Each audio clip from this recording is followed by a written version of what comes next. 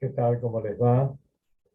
Eh, Tengo que ir a oficiar en una Hatunán, en una boda de una linda parejita, así que me disculpo y hoy el shiur va a ser más reducido y va a ir en diferido. Espero que sea de vuestro agrado. Vamos a comenzar como siempre con el Ayom Yom, que hoy 9 de Elul dice lo siguiente. Nos cuenta el Rebbe anterior. Mi abuelo, el Rebbe Maharaj, dijo en referencia al Itbonenut. Itbonenut se refiere a la profunda meditación concentrada en un tema de difícil entendimiento. Si el tema le concierne, será entendido y comprendido. En la Torá ello se evidencia en las leyes relacionadas con mujeres, etc., y los argumentos que pueden producir. Estos son analizados por Tanaim, Amoraim y Geonim, o sea, los grandes sabios del Talmud y los que vinieron a posteriori. Todos de mentes brillantes, y la Torá es Torá de la verdad. A pesar de que esta mujer está más allá de discurrir argumentos semejantes, la verdad es que cuando la cosa concierne, aún aquellos de intelecto débil idean conceptos intelectuales profundos. En las discusiones talmúdicas acerca de los argumentos que los litigantes pueden ofrecer en un beneficio o en su beneficio, algunos parecerían ser en extremo ingeniosos para el ego. ¿Cómo pueden darse entonces estos argumentos entre los litigantes?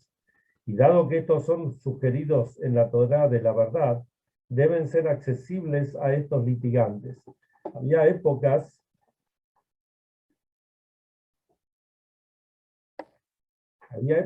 en que poca gente tenía acceso a profundizar en el Talmud. Y otros no, por ejemplo, las mujeres no tenían acceso, y gente más humilde. Sin embargo, el Rebbe Maharaj nos dice que cuando a alguien le interesa un tema, por más que tenga desconocimiento del mismo, o sea más débil porque no tiene el entrenamiento que tienen otros, sin embargo puede llegar a lo profundo del tema hasta tal punto que grandes sabios, los sabios del Talmud, discuten sobre esos temas, aunque a la persona, esto le sucede a gente común, sencilla, sin los conocimientos que ellos tienen. Muy, muy, muy interesante, ¿no es cierto? Cuando alguien realmente se identifica con el tema y lo profundiza. Hoy en día tenemos redes, Google y otras redes que podemos, incluso uno puede consultar libros, no todos los libros están en Google. Consultamos a los libros y podemos profundizar y podemos acceder a temas que en otras épocas eran mucho más difíciles. Baruch Hashem hoy podemos hacerlo. Entonces lo que nos dice es que si ponemos interés, vamos a poder lograrlo. Con respecto a la parshá de la semana, la parshá se llama Kitetse. Perdón. Y empieza diciéndonos así: Kitetse la milhamá aloiveja. Cuando salgas a la guerra sobre tu enemigo. Cuando hablamos de guerras que los Yehudim tenían que librar en la tierra de Israel, había dos tipos de guerras. Estaban las guerras que era una obligación. Cuando entraron a Israel, cuando el pueblo entró a Israel con Yoshua bin Nun, el líder y sucesor de Moshe Rabbeinu, alumno y sucesor de Moshe, tenían la obligación de conquistar las tierras donde habitaban los 7 pueblos, que eso le duró 7 años, más 7 años que duró la, digamos, distribución entre todas las tribus de la tierra de Israel. Esa era una guerra obligatoria. Ahí no había, nadie podía poner pretextos para no ir. Ahí sí o sí había que ir. Salvo casos puntuales, como vimos en la parshá de la semana pasada. Sin embargo, cuando había otro tipo de guerras, que de repente los reyes podían resolver que era necesario conquistar o mantener una guerra en ciertos territorios o contra ciertos pueblos. Esa se llama en hebreo Milhemet Arishut, una guerra optativa. Y de eso se habla en la parashá de la semana.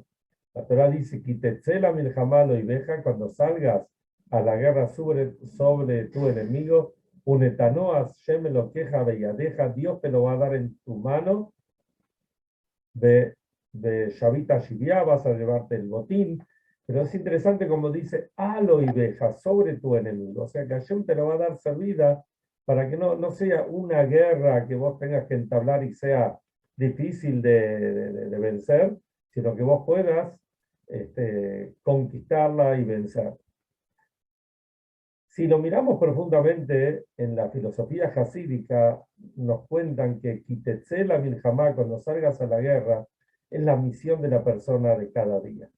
Todos los días, cuando nos levantamos, lo primero que hacemos es decir el Modean y agradecemos a Shem que nos devolvió el alma y nos dio fuerzas nuevas y frescas para poder enfrentar al mundo.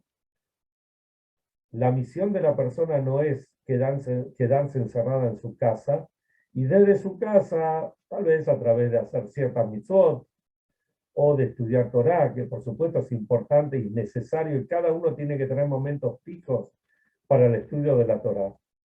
Pero uno podría pensar, bueno, estudio Torah en mi casa, y de ahí que salga la luz para afuera.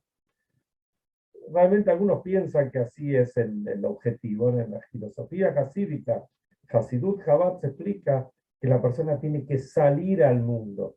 Cada uno tiene un lugar en el mundo que tiene la posibilidad de conquistarlo. Conquistarlo quiere decir refinarlo, llevar luz, revelar la divinidad en ese lugar. Pero la Torah nos dice, no te creas que es algo fácil. Esto es algo que hay que ponerle mucha fuerza, mucho énfasis y muchas ganas sobre todas las cosas. Y saber que es una batalla, es como una batalla. Los obstáculos se nos presentan, pero tenemos todas las fuerzas y toda digamos, todo el porte para poder superar esa batalla diaria que tenemos. Esa batalla la tenemos cuando estamos en el negocio, en el consultorio, en el estudio, en una clase, en un momento de deporte. De repente se nos presenta la posibilidad de hacer una mitzvah y viene el Yetzer Hara, el instinto del mal, y nos dice, no, ¿qué vas a ir ahora?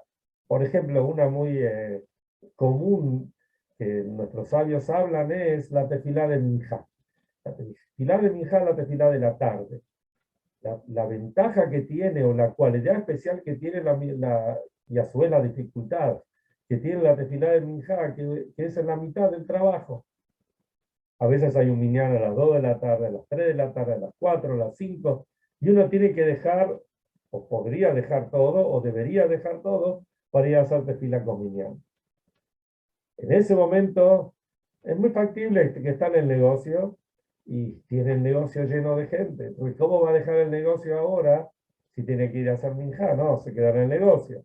O por ahí había un shiur de Torah, o un almuerzo con shiur de Torah, y dice, no, ¿cómo voy a ir si tengo tanta gente? O está en el consultorio y justo vienen los pacientes o los clientes, etcétera, y esos 10 minutos, 15 que le pueden llevar la tefilá de minjá, el Yetzer Hara, el instinto del mal, nos dice, no, ¿cómo vas a ir a hacer la mitzvah? A veces estamos en la mitad de mirando un partido de algún deporte o practicándolo nosotros mismos ese deporte y se nos presenta la posibilidad de hacer una mitzvah. Esa es la prueba. ¿La superamos o no la superamos? Viene la parshá, nos dice, Kitetzela milhamá a lo ibeja. Cuando salgas a la guerra sobre tu enemigo.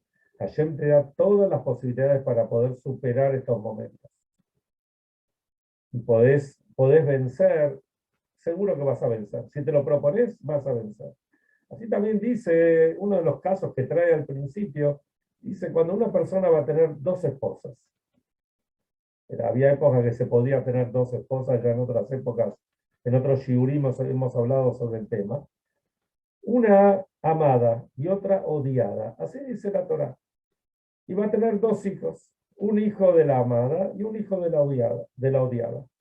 Dice, si el hijo primogénito va a ser el de la odiada, tenés que darle la parte doble como le corresponde a todo primogénito. No porque sea el hijo de de tu esposa odiada, lo vas a dejar de lado y no darle no, digamos, darle, digamos, después de los 120 años, en el testamento, digamos, poner que a él le corresponde, le toca la doble parte, o sacarlo del testamento para que él no tenga que dar doble parte.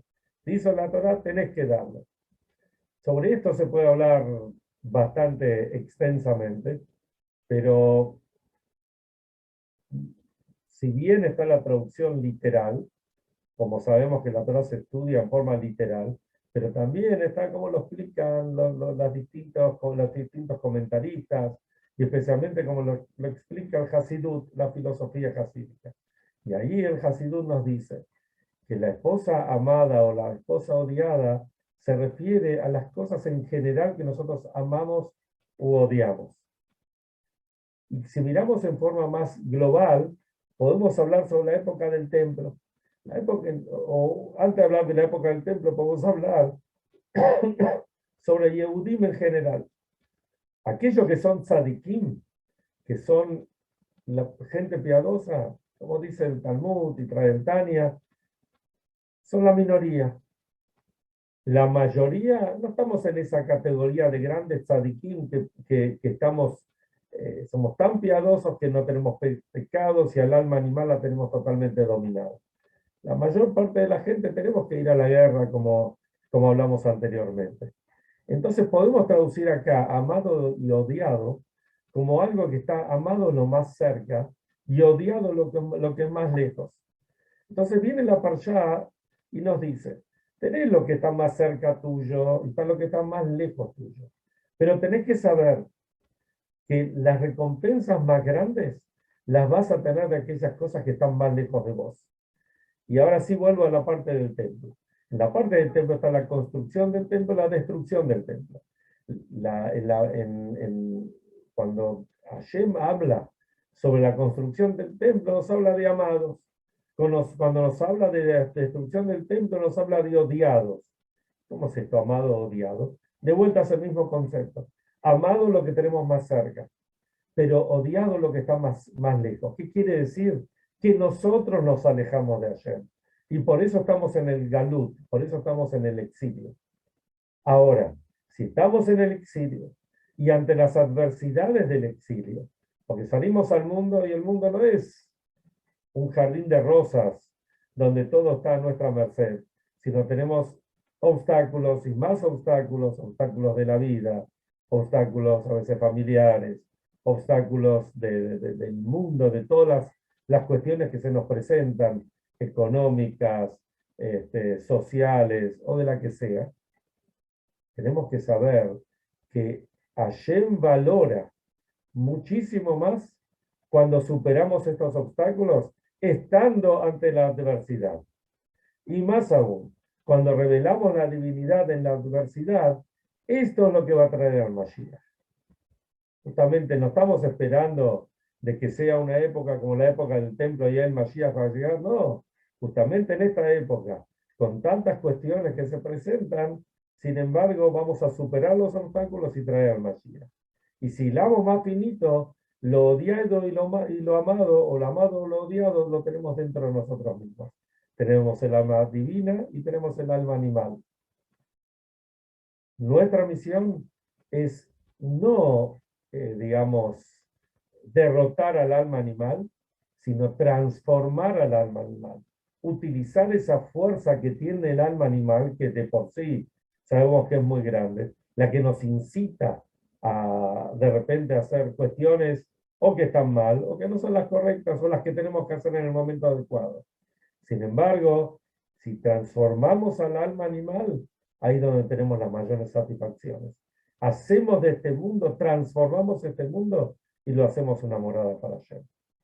Esta es una de las enseñanzas que tiene la Parshá de la semana y solamente es el hilo conductor de toda la Parshá. Kitetzela milhamá, cuando salgas a la guerra, uno lo puede tomar como una opción, pero también lo tomamos como una obligación nuestra. No es que Hashem nos obliga, pero tenemos que salir al mundo y transformar al mundo y hacer de este mundo una morada para Hashem. Y ahí indudablemente va a venir el Mashiach inmediatamente, y ni que hablar que ya en estos primeros días de Elul vamos a ser merecedores de que Hashem nos inscriba y nos selle para un año bueno y dulce, lleno de satisfacciones, que tengamos satisfacciones, najes de nuestros hijos, nietos, etcétera, que tengamos salud, parnasá, todo en abundancia. Mashiach ya, nos vemos mañana si Dios quiere.